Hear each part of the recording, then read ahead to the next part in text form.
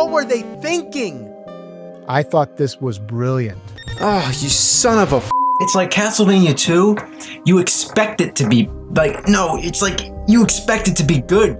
I started realizing that it's getting a little scary how similar and how much like my dad James really is. Stupid bright light you put in my face. What do you think this is? This game is f***ing horrible. Oh, man. That was a big screw up.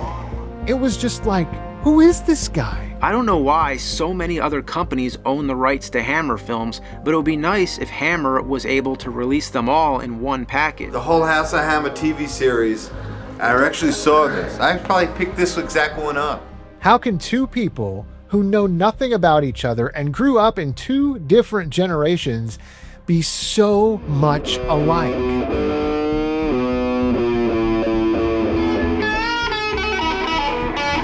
Who's gonna want to play this piece of...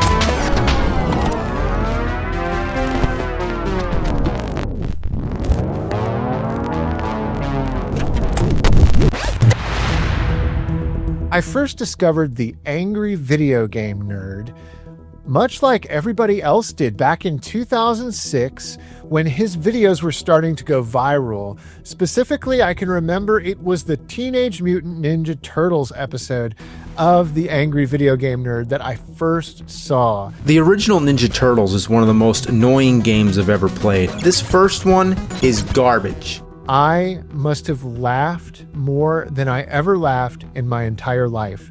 Not even the greatest movie comedies or the greatest Three Stooges short could even make me laugh as much as James did in that roughly 10-minute video about Ninja Turtles on the NES.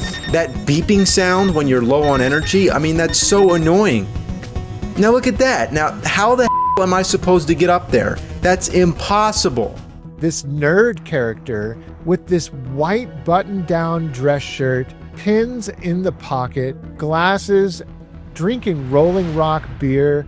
It was just such a hilarious character, something that even the greatest Saturday Night Live skits couldn't really come up with. Why don't you hear the Ninja Turtles theme song anywhere in the game? What a piece of I saw that nerd character on the screen trashing on Ninja Turtles, getting very specific with moments like that little gap that you can't really jump over and you keep falling down, and oh my gosh, I can't tell you how many times I fell down that little gap in that section of that level. If only those 2 extra platforms weren't there, it wouldn't be a problem. James articulated it so eloquently. The fact that you just have to walk over it. You don't have to even try to jump. Well, you can just walk over it? You can just walk over it. It's like James got me. It's like I was watching a part of me be expressed in this video. Quick, make a game, name it after a big movie, and then just spit it into all the stores for all the kids to buy for $50. Sure, it was vulgar. Sure, it was crude. It felt like you were watching an episode of South Park, really. There were no holds barred. I've had more fun playing with dog turds. Shredders my and splinters my. But that was sort of the Wild West of early YouTube, wasn't it? 2006? James harnessed that and created a cultural icon for everybody my age. We were all angry video game nerds at one point or another. And I remember thinking back then in 2006, how crazy it was that anybody else could share so many of the same sensibilities as myself. The fact that he was making these video game reviews, but done like short films, it just spoke to me on so many levels. And all my life growing up, I did stuff like this. I got in front of the camera often with my dad and my friends, or just by myself, and I talked about video games when nobody else was listening. The US Dreamcast features some amazing games that'll blow your mind. And I was in film school. James Rolfe was showing me showing guys like me that we could do it too. It was just something genius to me, and I couldn't wait to experience more.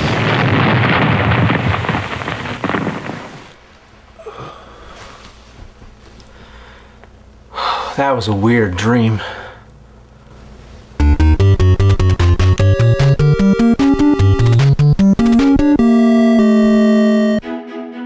As the year 2006 rolled on, brand new episodes came out and continued to blow my mind with just his creativity. Can Sega do better again? Well, let's find out. We got Ghostbusters on the Sega Genesis, also called the Mega Drive. It seemed like every game he was talking about was one that meant a lot to me in my childhood growing up. In a sea of terrible Ghostbusters games, this one stands out, and it's still fun to play. And we're also going to preview Ghostbusters, yes, the real thing, in three-dimensional sound and stereo color and three-dimensional sound.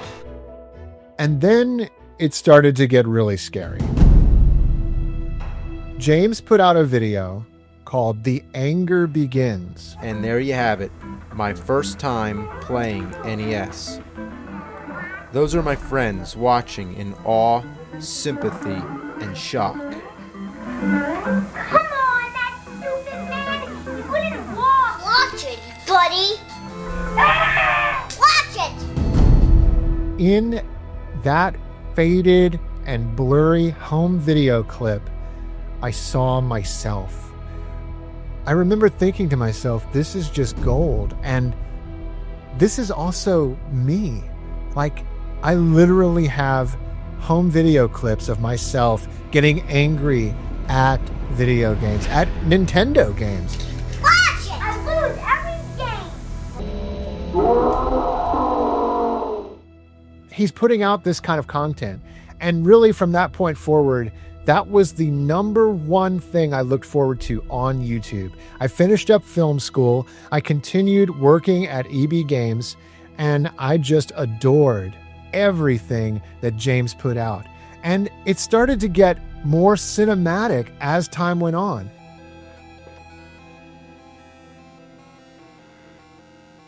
Was that the poopy man? Yeah, I think it was. I remember when James put out his Texas Chainsaw Massacre and Halloween episodes that were about two different games on the Atari 2600 that are notorious for being adult-themed games that were sold kind of on the black market at mom and pop shops. And this was a story that I knew growing up. I knew about these games growing up because my dad actually went and bought these games at a mom and pop shop somewhere on Long Island, New York. He bought these games because they were sitting there on the store shelf at the front checkout. My dad bought Halloween right then and there when he discovered that game in that mom and pop shop, and he gifted it to my Aunt Michelle and my Uncle Mike for Christmas that year in 1983.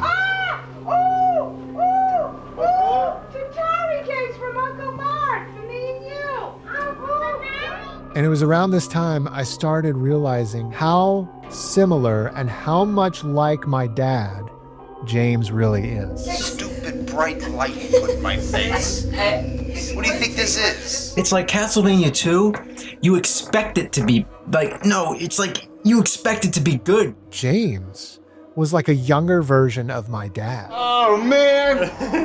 That was a big screw up. Die!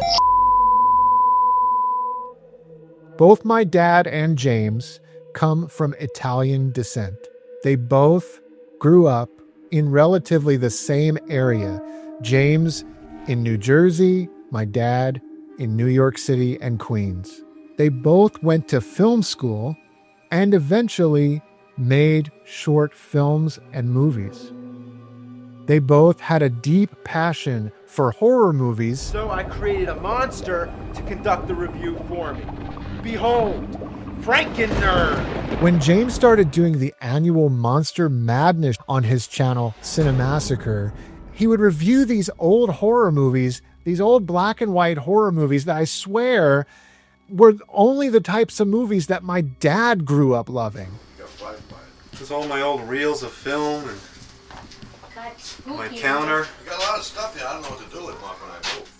It's almost like my dad's heart and soul were in this guy. And like, they just loved the same things. I don't know why so many other companies own the rights to Hammer films, but it would be nice if Hammer was able to release them all in one package. The whole House of Hammer TV series. I actually saw this. I probably picked this exact one up. When James would talk about these Universal horror movies and then later Hammer horror movies, you know, the ones with Christopher Lee where he starred as Dracula from the 1970s, it was just like, who is this guy? But then again, Hammer only releases everything in Region 2 because they don't want the rest of the world to be able to watch them, no. Volume 1, 3, 2, and 1. Boy, they really did a lot to change the cover, huh? House of Hammer. And the Three Stooges are such a big place in my heart. I mean, when it comes to classic comedy, especially slapstick, they are just the best. What is it? Three Stooges clock. Yeah, perfect. Talking wall clock. Oh, certainly. I feel like this guy could be my brother. Why, certainly. How can two people who know nothing about each other and grew up in two different generations be so much alike? Well, it's kind of like they each feel, what the argument is like the dynamic of Larry, Moe, and Curly is better than Larry, Moe, and Shem. It's well documented that James not only loved Sabbath, but also played guitar. And wouldn't you know it, so did my dad.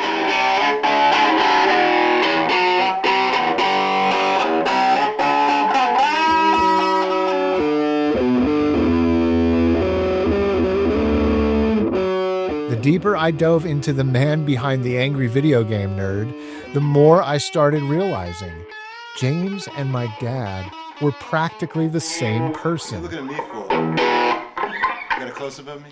Just born in different decades. I would literally call my cousin Manny on Long Island, New York, and I would say to him, what is going on here? Like, this is crazy how similar James really is to my dad, and how much it feels like James could be a member of our family, like my brother or a cousin.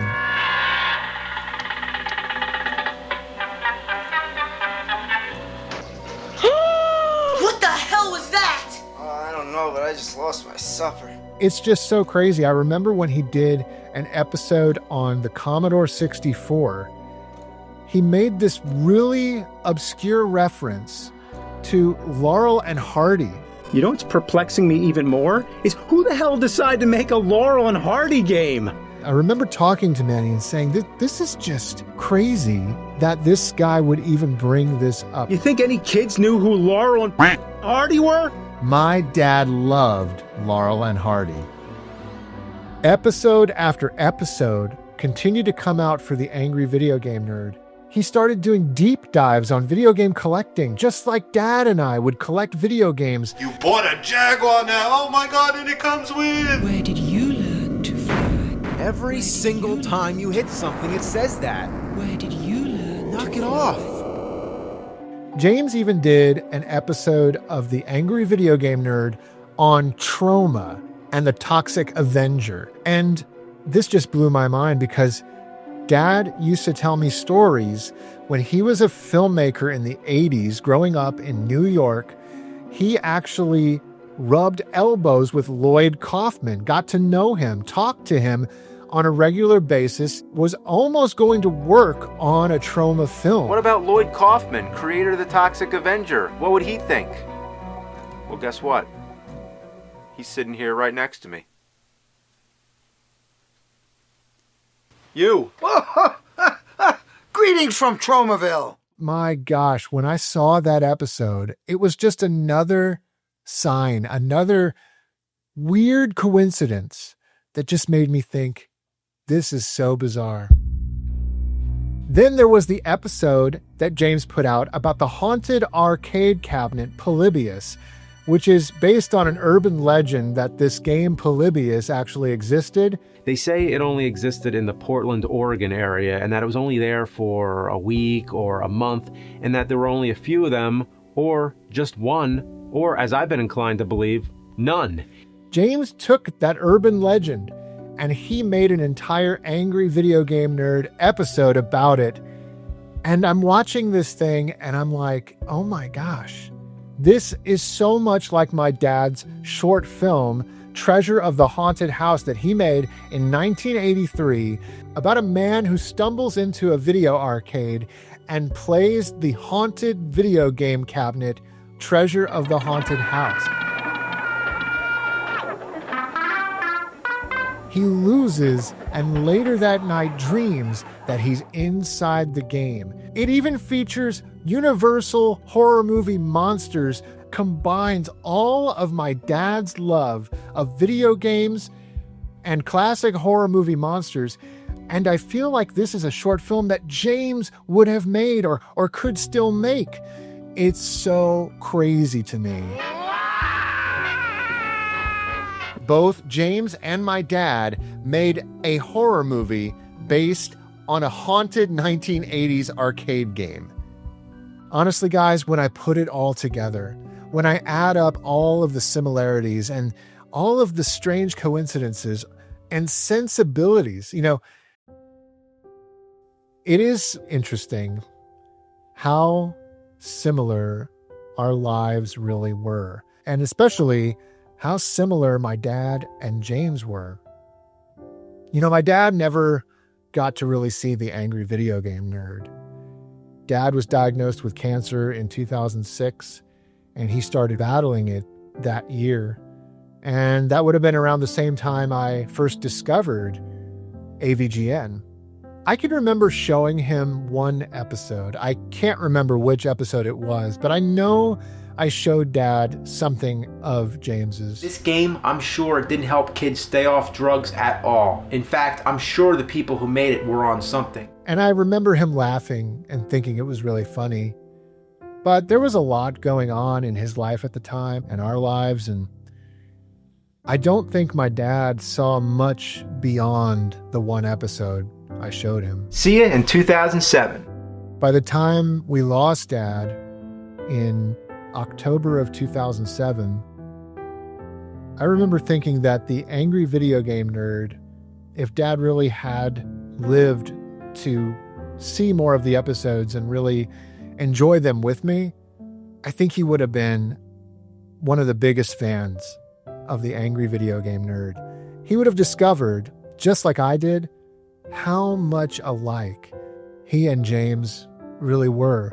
Almost like they were kindred spirits in some way. And yet they never met each other. They never knew each other.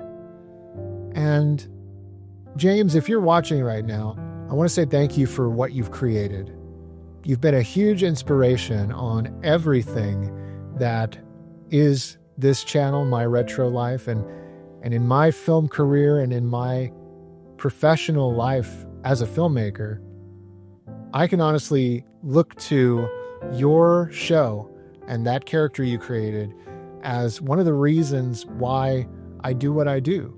One of the reasons that drove me to make this channel and want to say something about video games in a cinematic way. What, buddy? Well, that's about it for this episode. I really just wanted to do this because James and my dad, they were cut from the same cloth. They were a generation apart, and yet James felt like he could have been my brother or my dad's long-lost son. I think you get those two guys in a room talking about old horror movies and video games, it would have been something else. If this is your first time to the channel, please do consider subscribing. I love talking about my game-crazy family and all of the amazing adventures we shared with video games, so many of which were caught on tape by Dad. And a big shout out to my patrons over on Patreon and YouTube memberships. Thank you so much for supporting the work that I do here on My Retro Life. Definitely head on over to patreon.com/myretrolife or click the join button right here on YouTube memberships. Thanks, guys. Catch you next time.